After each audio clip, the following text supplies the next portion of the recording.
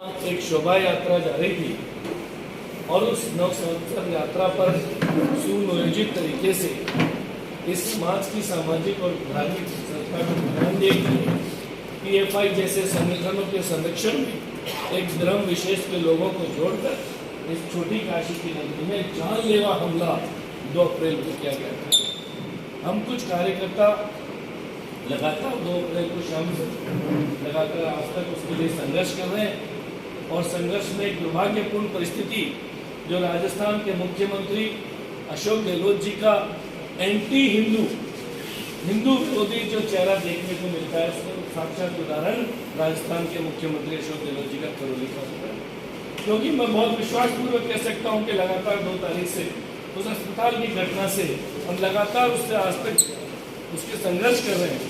माननीय कैलाश जी भाई साहब को मालूम होगा, लगातार कैलाश जी भाई साहब हम एक घर जाकर पीड़ितों से मिल रहे हैं, अस्पतालों में मिल रहे हैं, जेल में जाकर मिल रहे हैं, प्रशासन के साथ एक आदमी के लड़ रहे हैं, मुआवजे की लड़ाई लड़ रहे हैं। लेकिन स्पष्ट रूप से मैं आपको बताना चाहूँगा, यह कांग्रेस की सरकार ऐसा तांडव कर रही है जैसे औरंगजेब ने मथुरा में किया था।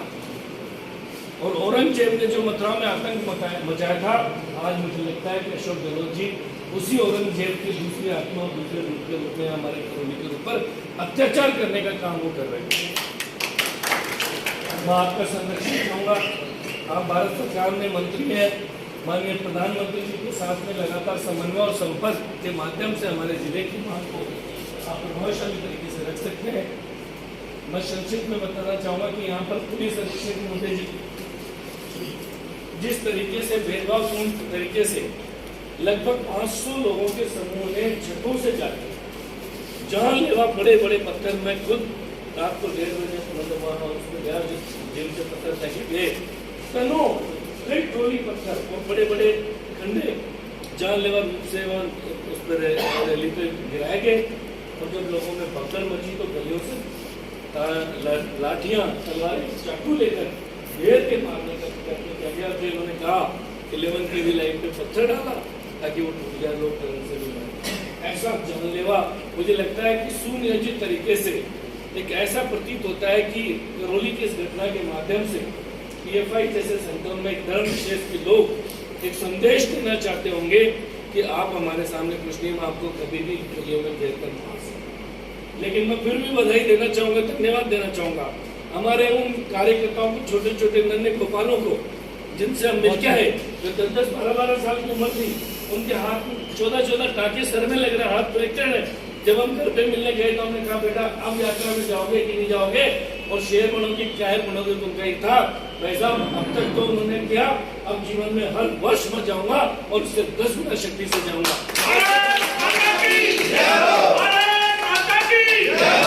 जिस देश में ऐसे वीर सपूत जब होंगे तो मुझे लगता है ऐसे आतताइयों का मुकाबला करने के लिए हमारे करौली की जनता और हमारे कार्यकर्ता मुंह तोड़ जवाब देने में सक्षम है। लेकिन चूंकि राजकार्य की सीमाएं होती है, प्रशासन जिस तरीके से निर्दोष उन यात्रियों को फंसा कर जेलों के अंदर घुस रखा है, आज घरों के अंदर से घर बैठे लोगों, हजारों लोगों के खिलाफ उनको उठा के लाके बिना उनकी कोई केस दर्ज करे थानों में बिठा कर यातनाएं देकर सरकारों से खाने का काम राजस्थान की गहलोत सरकार पुलिस प्रशासन के माध्यम से कर रही है। माननीय मंत्री जी, मैं आपसे ये आग्रह करना चाहूँगा कि आप माननीय गृह मंत्री जी से इस विषय में मैंने इस समय भी मांगा था, माननीय हमारे उच्च स्तरीय प्रदेश की तरफ से एक टीम माननीय राजेंद्र राठौड़ जी के नेतृत्व में यह आई भी थी। उसके बाद में हम लगातार संपर्क और समन्वय में है। माननीय गृह मंत्री जी से हम आपके साथ मिलकर मैं भी चलूंगा, मैंने भी उनको रिप्रेजेंटेशन भेजा है कि यहाँ पर एक केंद्रीय दल आए जो एक घटना की जांच करे कि एफआईआर में जो बेचारे पीड़ित अस्पताल में भर्ती है उन्हीं के खिलाफ मुकदमे दर्ज है। ऐसा शायद हिंदुस्तान में कहीं देखने को नहीं मिला। और जो मारने वाले लोग थे वो आज भी खुलेआम घूम रहे हैं करौली जिले का।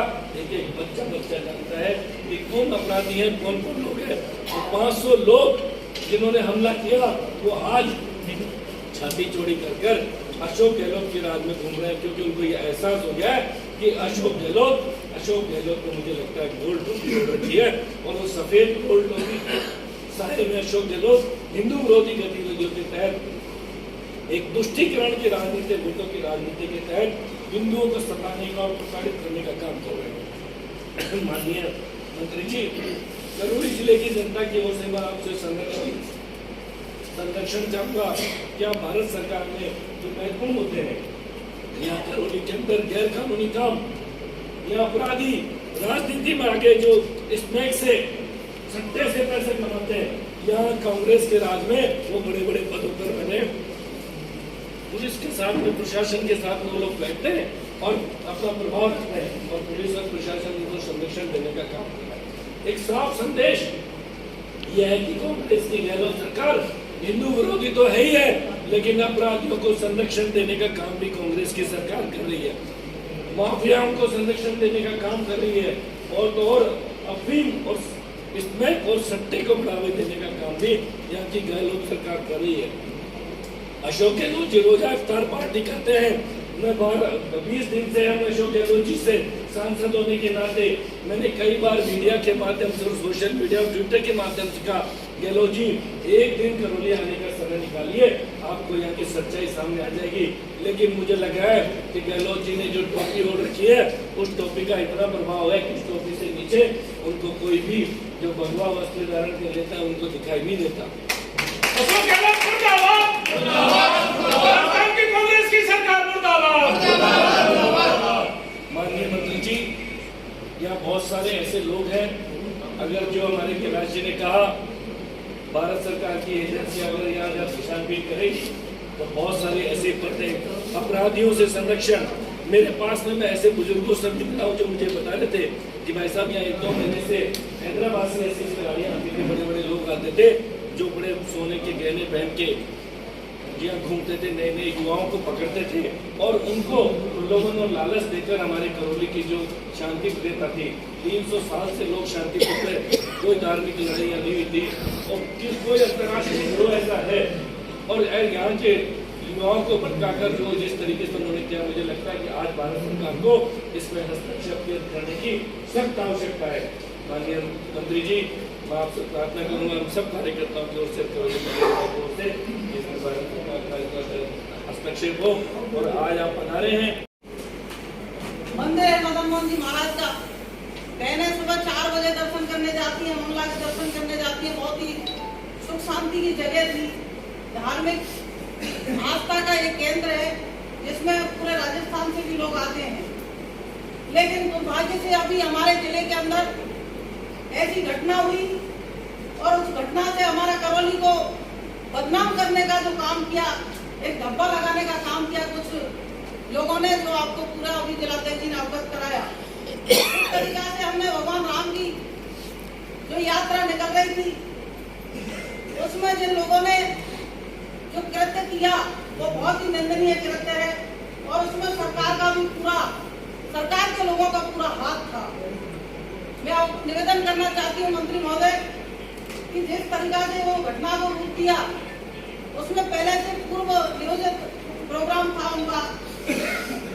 आज आप देख रहे हो कि राजस्थान के मुख्यमंत्री जी रोज एक पार्टियों में जाते हैं, कार्यक्रम करते हैं, लेकिन भगवान राम और हनुमान जी की जो यात्रा निकलती है, शोभा यात्रा निकलती है, उनमें आज हमारे हिंदू भाइयों को बहुत बड़ा संघर्ष करना पड़ रहा है। जगह जगह मंदिर तोड़ने जा रहे हैं, इस तरह की घटना हो रही है। तो आपको हम तो यही ज्यादा मैं नहीं कहना चाहती, हम तो आप सबका आपका जो अनुभव है, हमारे भारतीय जनता पार्टी के मंडल अध्यक्ष और सभी शीर्ष कार्यकर्ता बैठे हैं, आपका मार्गदर्शन मिले।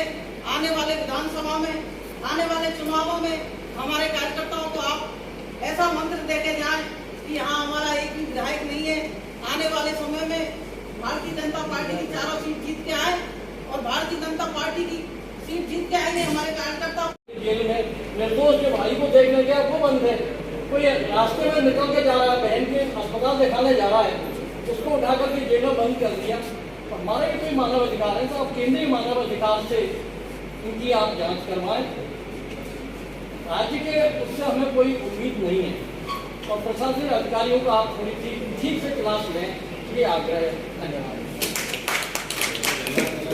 मेघवाल जी, जिलाध्यक्ष जी, हमारे करण दल के सांसद मनोज राजौरिया जी और हमारे टीम में महामंत्री